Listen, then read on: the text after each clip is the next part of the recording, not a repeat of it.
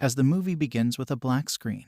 The arranged bokeh lighting illuminates the screen, and as the camera focuses, those lights are seen to be doorknobs, and the scene presents a room full of doors in every direction. An elderly, unnamed person enters the room in search of his pet baby dragon, but he later finds out that it is an illusion. A figure stands outside the entry door and remarks that whoever closes the door keeps it and shuts the door off. The elderly person tries his best to escape by hurling a magical energy projection onto the door, but to no avail. In the next scene, we are introduced to the leading role of the tale, Paul Carpenter, a callous, clueless, talkative young man in his mid-20s, living in a dingy apartment in London with his good-for-nothing moocher roommate.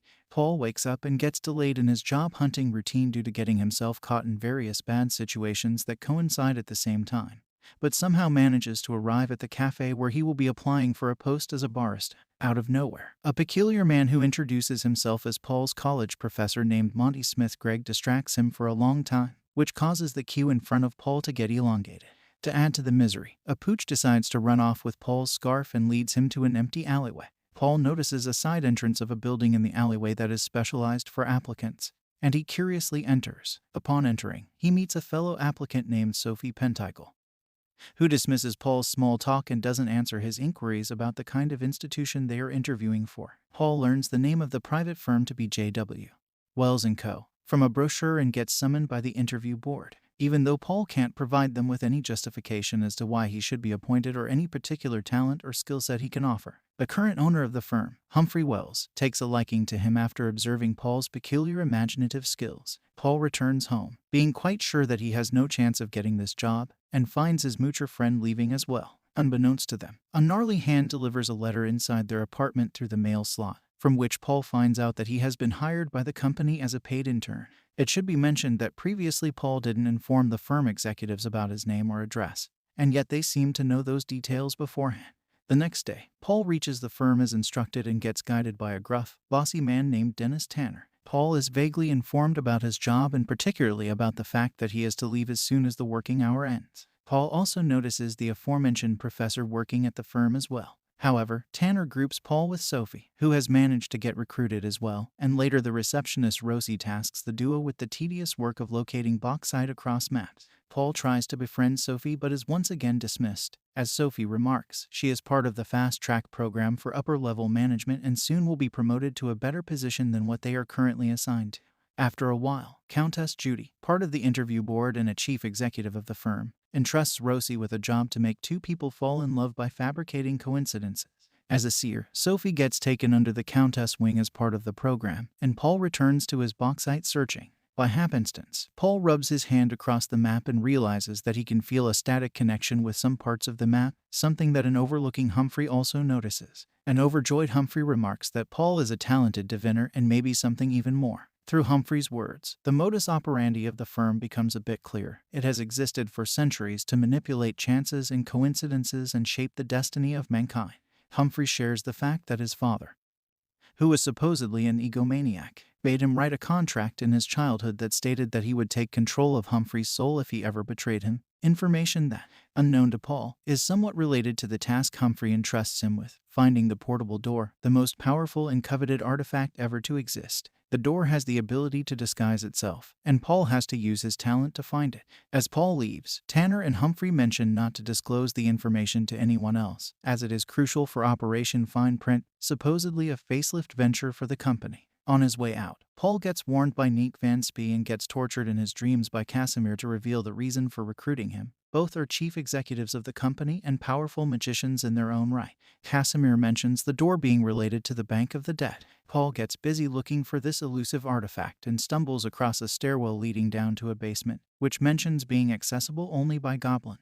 Tanner finds him, scares him away from the gate, and enters himself. Sophie is informed by the Countess about the secretive service of goblins, which has helped the firm keep tabs on regular humans for centuries and arrange coincidences. The Countess also mentions that the company is engaged in secretive infighting as the rest of the board members speculate that Tanner and Humphrey are up to no good and that they might have a role in the disappearance of the previous owner of the firm, the kind and benevolent John Wells, father of Humphrey, and the disappearance of Dennis Tanner's father, Arthur. The board members think the renovation project and the recruitment of Paul are related to something fishy that has yet to be discovered. Sophie becomes increasingly jaded and confused and starts acting strange, peculiarly contrasting her interests. She gets into an argument with Tanner because she wants to quit, but according to Tanner, that isn't permissible due to the contract she signed with the company. To ease herself, Sophie goes out with Paul for a drink, but even then, she starts behaving in a strange, antithetical way, which creates a bitter situation, and the duo leaves. The next day, Paul finds Monty, the professor, once again guarding the basement entry, who apologetically confesses that he didn't know Paul previously and deliberately delayed him to create the coincidence of getting him recruited in the firm.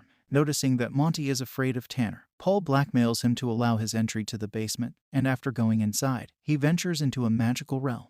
Using his diviner powers of tactile sensing, Paul discovers the portable door. As Paul uses the door for the first time, he enters through it into what seems to be a lobby, and the door transforms into a towel. Paul peeks through the keyhole of the boardroom in front of him, where he sees Humphrey and Tanner discussing their new venture with other business partners, which turns out to be Humphrey's nefarious scheme to rob humans of their free will by the contracts undertaken for their service and capitalize on the increasing demand for coincidences. Paul witnesses that Sophie is one of their first test subjects, who has been bound by such a contract, and she is being manipulated by Humphrey, which is the reason behind her contrasting behavior. Paul discovers the rule of using the door on the label of the towel, which is to uphold it straight and utter knock, knock. Paul does so, the door appears, and he leaves. The next day, he goes to Sophie and throws away both their IDs, which were acting as surveillance devices. Paul informs her about the situation and shows the magical capabilities of the door, which can take the user anywhere he or she commands. During his first attempt, Paul forgets to command and ends up in the same place where the elderly man is trapped.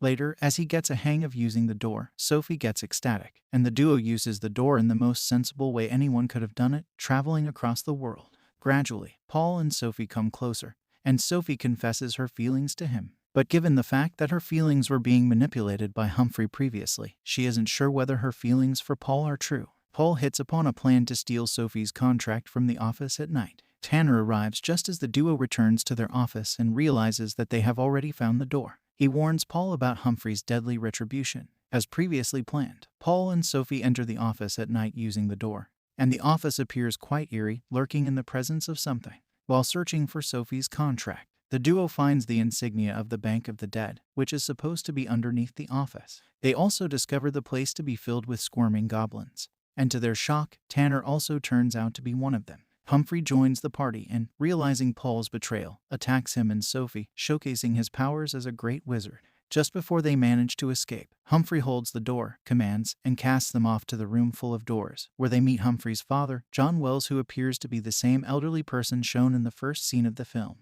John informs them that the place is called Nether, from where there is no escape, and he only survived due to being a great wizard. He also holds the contract of his son's soul but needs to deposit it at the Bank of the Dead to gain control over Humphrey. Paul manages to channel his powers and finds an exit from the Nether. The trio of Paul, Sophie, and John enter the firm and prepare for their assault on Humphrey. However, Humphrey manages to get the upper hand, captures John and Sophie in his magic snare, and demands the contract, which is now in Paul's hands. Sophie uses her seer abilities to communicate with Countess, and thereby bring in the rest of the executives and assure Paul of her faith in him. She telepathically tells Paul that he found the exit from the Nether on his own, and he can conjure up the door to the Bank of the Dead if he wishes to. Paul manages to do so, and instead of simply depositing Humphrey's contract, he trades it for Sophie's, thereby freeing Sophie from external control. After Humphrey's contract is deposited, John gains control over his son's soul and banishes him in the Nether. Turns out, receptionist Rosie was a goblin too. She was Tanner's mother, and his father, Arthur, who was turned into a stapler, gains his original form with John's help.